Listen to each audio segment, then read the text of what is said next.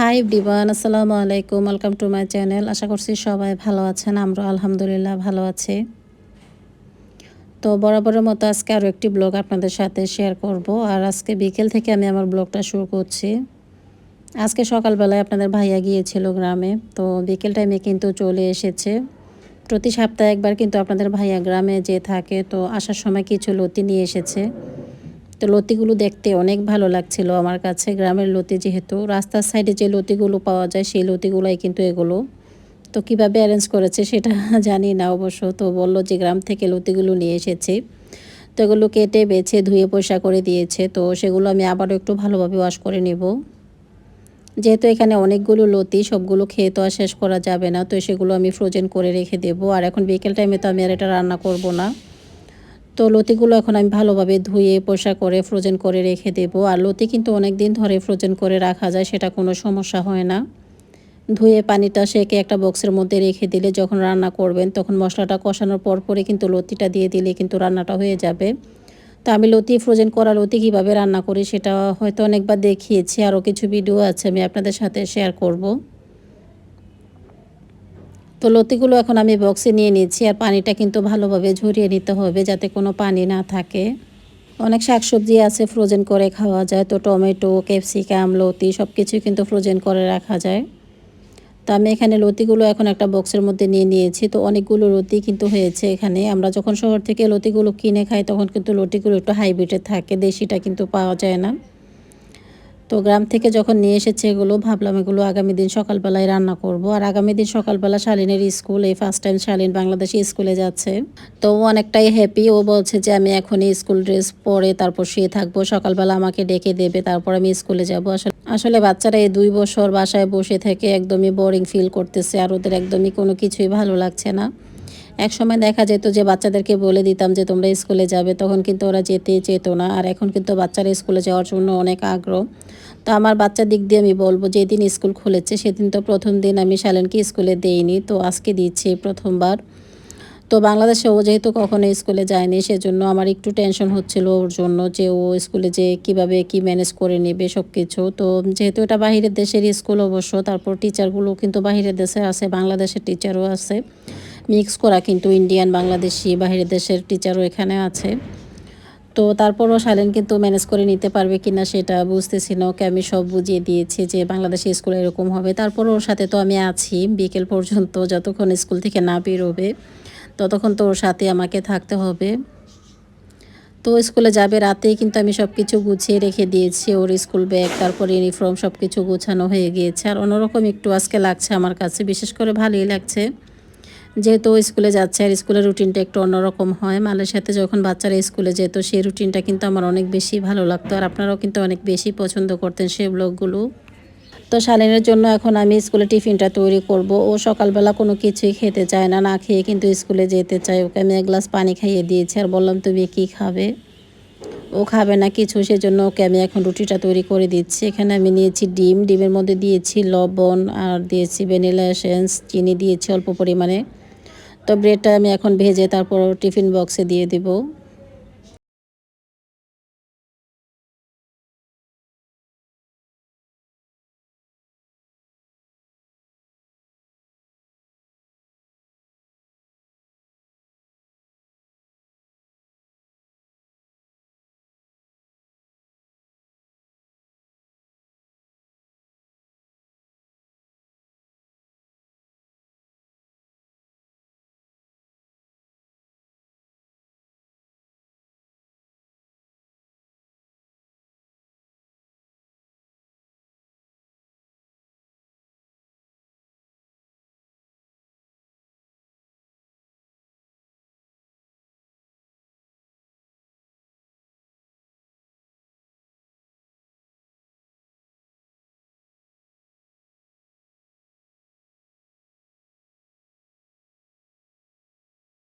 রওনা হয়ে গিয়েছে আমাদের এখানে। সময় হলো এখন সকাল 7টা বাজে। তো একটু আগেই রওনা হয়েছি, ওদের ক্লাস হলো 8টার দিকে।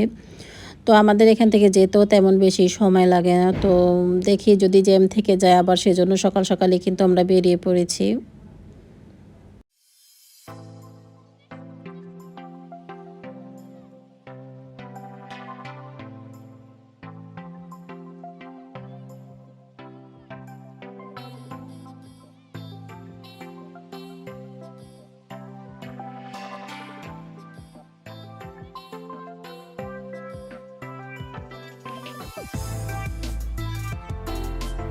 তো যেমন ভেবেছিলাম তেমন কিন্তু রুটঘাট একদমই ফাঁকা, তেমন বেশি জ্যাম নেই। আমি তো ১ম এ ভয় পেয়ে গিয়েছিলাম যে জ্যামে পড়ে থাকতে হবে। তো তেমন বেশি জ্যাম ছিল না। আমরা এখন স্কুলে চলে এসেছি। আর শালীন তো অনেক খুশি স্কুলে আসার পর। অনেকদিন পর বাচ্চারা স্কুলে আসতে পেরে একটু অন্যরকম লাগছে। আমার কাছেই বিশেষ করে অনেক ভালো লাগছে। বাচ্চাদের সাথে, সাথে কিন্তু প্যারেন্টসরাও বোরিং হয়ে গিয়েছে বাসায় বসে থেকে। তো স্কুলের সিস্টেমটা ভালোই ছিল। সবকিছু কিন্তু স্বাস্থ্যবিধি মেনে তারপর স্টুডেন্টকে ওরা নিচ্ছে ক্লাসরুমে। তো এই যে শালীন কিন্তু স্কুলে আসার পর ওর ফ্রেন্ডদের সাথেও কথা বলছে। তো ১ম একটু আনইজি ফিল করছিল যে কার সাথে কি বলবে। যেহেতু ওরা অনলাইন ক্লাস করেছে ১ বছরের মতো, সেক্ষেত্রে কিন্তু ওদের অনেক ফ্রেন্ড হয়ে গিয়েছে। তো এভাবে ফেস টু ফেস কখনোই দেখা হয়নি। তো আজকেও কিন্তু ওরা তো মাস্ক পরে এসেছে, কেউই মাস্ক খুলছে না, কারো ফেস কেউ দেখেনি এখনো। তো শালীনের সাথেই আমি আছি। অনেক সময় ধরে ওর পাশে আমি দাঁড়িয়েছিলাম। যতক্ষণ না ক্লাসে দিব ওকে ততক্ষণ ওর পাশেই আমি থাকবো। তো মাশাআল্লাহ যে ওরকম ভেবেছিলাম ওরকম না। ও কিন্তু একদম মিশে গিয়েছে সব ফ্রেন্ডদের সাথে। তো আমি ওকে ক্লাসে দিয়ে মিসের সাথে কথা বলে তারপর চলে এসেছি। আর আপনাদের ভাইয়া পার্কে গিয়েছিল। সেখান থেকে আসার সময় আমার জন্য একটা বকুল ফুল নিয়ে এসেছে। অনেক বছর পর বকুল ফুল দেখতে পেলাম। কবে দেখতে পেয়েছি আমার মনে নেই অবশ্য। তো বকুল ফুলটার কিন্তু অনেক সুন্দর ঘ্রাণ ছিল, অনেক ভালো লাগছে দেখে। আমি যখন শালীনকে নিয়ে স্কুলে গিয়েছিলাম আমার সেখানে প্রায় ১ ঘন্টার মতো লেট হয়ে গিয়েছে। যেহেতু ওদের ক্লাস শুরু হয়নি। আমি আজকে যেহেতু ১ম দিন স্কুল সেজন্য একটু আগেই চলে এসেছি স্কুলে। সেজন্য মিসটাও কিন্তু একটু দেরি করে এসেছে। তো ওকে ক্লাসে দিয়ে তারপর আমি চলে এসেছি। আমার একটু খারাপ লাগছিল। আমি চাচ্ছিলাম না যে বাসায় যাব। তারপরও কিছু করার নেই, যেতে হবে। যেহেতু ওদের আবার লাঞ্চ টাইম আছে। তো আমি ১ম এ বুঝতেই পারিনি যে বাচ্চাদের লাঞ্চ টাইম থাকবে। আমি কিন্তু ওদের শুধু ব্রেকফাস্টটা দিয়েছি ওকে টিফিনে। তো মিসরা বলে দিল যে লাঞ্চ টাইমও করাতে হবে। তো সেজন্য ভাবলাম আমাকে আবার ১২টার আগে ওদের স্কুলে যেতে হবে। জানি না সংসারের কাজগুলো শেষ করতে পারবো কিনা। বাসায় যেয়ে সবকিছু গুছিয়ে তারপর আমাকে আবার স্কুলে যেতে হবে ১২টার মধ্যেই। এখন তো প্রায় ৮:৩০টার মতো বেজে গিয়েছে। তা আমরা একটা রেস্টুরেন্টে বসেছিলাম, সেখানে নাস্তা করে নিয়েছি। আর এখন একটা গ্রোসারি শপে চলে এসেছি। যেহেতু বাচ্চাদের স্কুল খুলে ফেলেছে, এখন কিন্তু বাচ্চাদের টিফিন নিয়ে একটা টেনশন চলে এসেছে যে সকালবেলা কী নাস্তা দিব, বিকেলে কী নাস্তা দিব। তো সেজন্য ভাবলাম এখান থেকে কিছু রেডিমেড ফুড নিয়ে যাই, যেগুলো শালীন খেতে পছন্দ করে বা মীরা খেতে পছন্দ করে। ওরা স্কুলে যেয়ে সেগুলো খেতে পারবে। তো এখান থেকে একটু বেশ পরিমাণে নিয়ে যাবো। আর যেহেতু সপ্তাহে ১ দিন স্কুল, তেমন বেশিও খেতে হবে না অবশ্য। সপ্তাহে ২ দিন ২ জনকে দিয়ে আসতে হয়। প্রতি সোমবার দিন কিন্তু মীরা যেয়ে থাকে আর শালীন যেয়ে থাকে মঙ্গলবার দিন। দুজনে ২ দিনই কিন্তু ক্লাস হয়ে থাকে।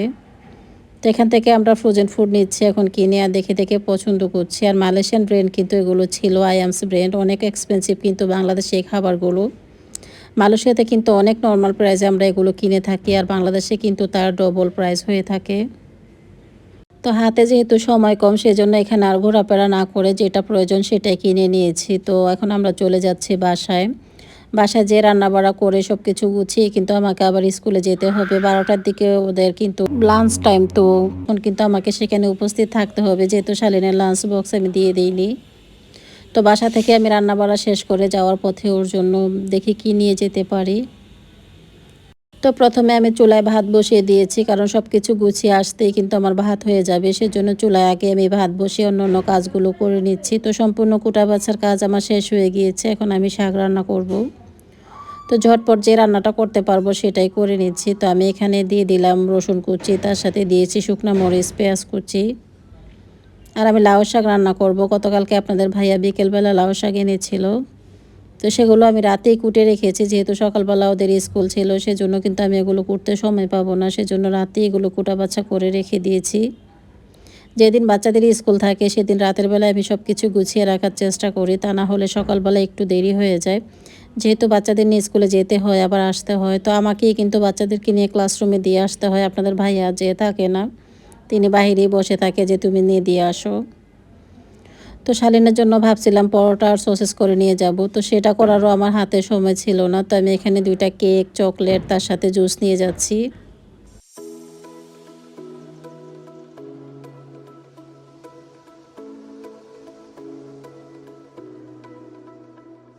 তো লাঞ্চ বক্সটা আমি রেডি করে নিয়েছি। আর আজকে দুপুরে রান্না করব, মাছ ভুনা করব। তার সাথে আমি করেছি লাউ পাতা শাক ভাজি। তো এখন আমার লাউ শাকটা রান্না করা হয়ে গিয়েছে, তার সাথে ভাত রান্না করে নিয়েছিলাম। আর ভাতগুলো যেহেতু আমি সেঁকে রেখেছি সেজন্য ভাতগুলো কিন্তু অনেক ঝরঝরে হয়েছে, একটা বুলের মধ্যে ঢেলে দিয়েছি। আর এভাবে ভাতটা খেতে ভালোই লাগে, খারাপ লাগে না। বাট বাচ্চারা প্রথম প্রথম একটু কষ্ট হয়েছে ওদের ভাত খেতে, যে ভাত আমরা খেতে পারি না। তো এখন অবশ্য অভ্যাস হয়ে গিয়েছে। তারপর সালমান যখন খেতে বসে তখন বসে যে বলবে যে ভাত ঠান্ডা হয়ে গিয়েছে, গরম গরম ভাত খেতে ভালো লাগে। ঠান্ডা খাবারটা বাচ্চারা খেতে একদমই পছন্দ করে না। তো পেঁয়াজটা আমি একটু হালকা ভেজে নিয়েছি, তার মধ্যে মাছগুলো দিয়ে দিয়েছি আর উপরে দিয়ে এখন মশলাটা দিয়ে দিব। অ্যাকচুয়ালি ভালোই হয়, স্কুল যখন খোলা থাকে বাচ্চাদের নিয়ে একটু ব্যস্ত থাকা হয়, সকাল থেকে বিকেল পর্যন্ত একটা রুটিনে পরিণত হয়। সংসারে কাজকর্ম সব কিছু গুছাতে গিয়ে কিন্তু ব্যস্ততার মধ্যে কিন্তু দিনটা কেটে যায় সকাল থেকে বিকেল পর্যন্ত। তো আমি বাসার কাজগুলো শেষ করে রুমটা গুছিয়ে তারপর চলে এসেছি। শালিনের এই যে লাঞ্চ বক্স নিয়ে এসেছে, তা না হলে 1:40 আসলেই হতো, 1:40 ওদের স্কুল ছুটি হয়। এখন যেহেতু 12টা বাজে, 12:30টার দিকে ওদের কিন্তু লাঞ্চ টাইম, সেজন্য আমি একটু আগে এসেছি। তা আমরা যাওয়ার পথে তেমন বেশি জ্যাম ছিল না, 2-3 মিনিটের মতো একটু জ্যামে পড়েছিলাম। তো জাস্ট টাইমে কিন্তু আমি আসতে পেরেছি। আমি এসে দেখি ওরা এখন পার্কে যাচ্ছে। মিসরা সবাইকে নিয়ে এখন একটু পার্কে যাচ্ছে, যেহেতু প্রথম দিন স্কুল তেমন বেশি ক্লাস হয়নি, হয়তো ম্যাথ ক্লাসটা হয়েছে, ওকে আমি জিজ্ঞেস করেছিলাম। তা আজকে স্টুডেন্টও বেশি আসেনি, কয়েকজন শুধু এসেছে। আর শালীন তো স্কুলে আসার পর অনেক আনন্দ করছে, তো ওদেরকে এখন মাঠে নিয়ে এসেছে খেলাধুলা করার জন্য। আর এই পার্কটা কিন্তু অনেক বড়, বিশাল বড় একটা পার্ক। আমি আরও অনেক বছর আগে এসেছিলাম, তখন মীরা অনেক ছোট ছিল। মালয়েশিয়া থেকে আমি যখন এসেছিলাম বাংলাদেশে বেড়াতে, তখন কিন্তু এই পার্কে আমরা ঘোরার জন্য এসেছিলাম। আমি, আপনাদের ভাইয়া, তারপর মীরা, শালীন ওরা এসেছিল রিকশায় করে। তো আমার সাথে আমার বোনও এসেছিল এখানে। আমরা অনেক ঘোরাফেরা করেছি, পার্কে অনেক ভালো লেগেছে।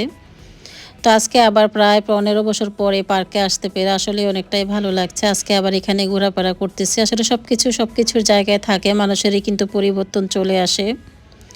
এই পার্কটা যেরকম ছিল ওরকমই আছে, বাট আমরা কিন্তু অনেক পরিবর্তন হয়ে গিয়েছি। তখন কিন্তু আমরা এরকম ছিল না। প্রতি মাসের পর মাস, বছরের পর বছর কিন্তু মানুষের মধ্যে পরিবর্তন চলে আসে। তো জায়গা জমিন ঘর বাড়ি সব কিছু কিন্তু পরিবর্তনে আসে না, সেগুলো কিন্তু এরকমই থেকে যায়। যে জায়গা কিন্তু জায়গায় থাকে, মানুষ কিন্তু অন্যরকম হয়ে যায় বা দুনিয়া থেকে চলে যায়, কেউই থাকে না।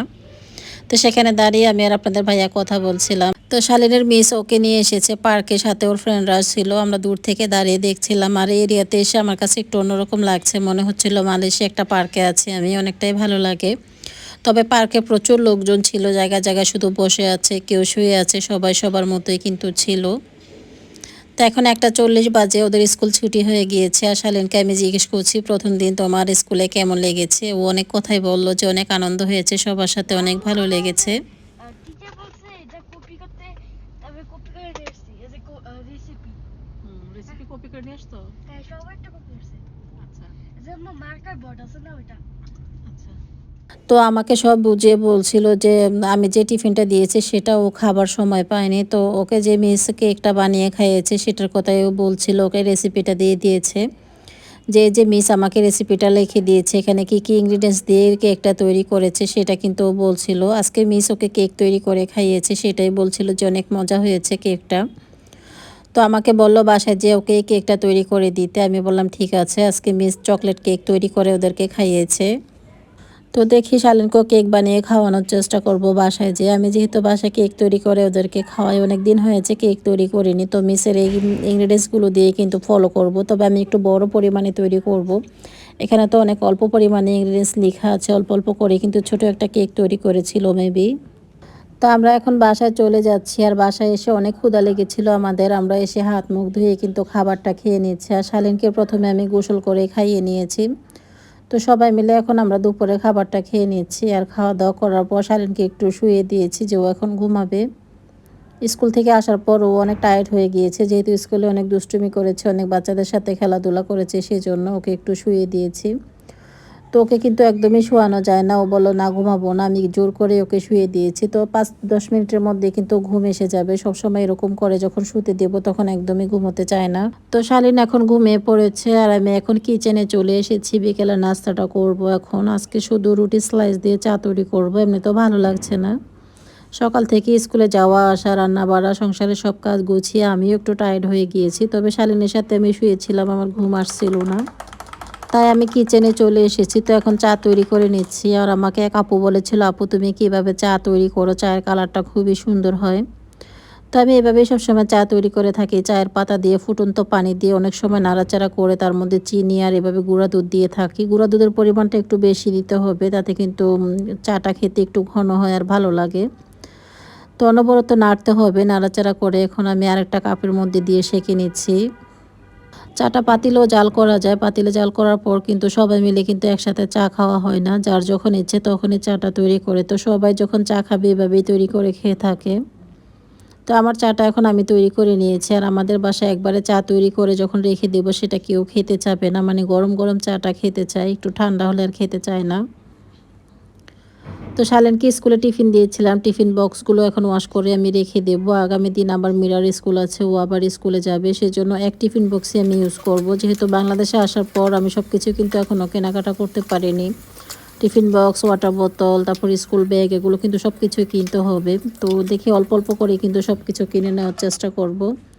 তো ভাবলাম যেহেতু সপ্তাহে একদিন স্কুল হয়ে থাকে, এগুলো কিন্তু ওদের হয়ে যাবে, দুজনে কিন্তু এক জিনিস ইউজ করতে পারবে, কোনো সমস্যা হবে না। তো আজকের মতো এখানেই বিদায় নিচ্ছি, সবাই ভালো থাকবেন, আল্লাহ হাফেজ।